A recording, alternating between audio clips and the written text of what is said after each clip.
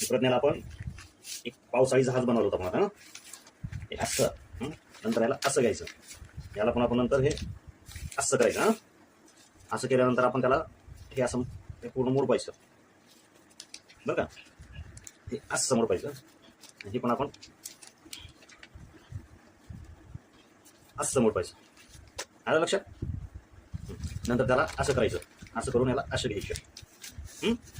हां, असं घेतल्यानंतर परत त्याला एकदा काय करायचं, परत त्याला एकदा असं मोडपायचं.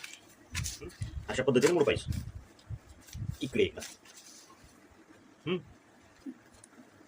नंतर त्याला आपण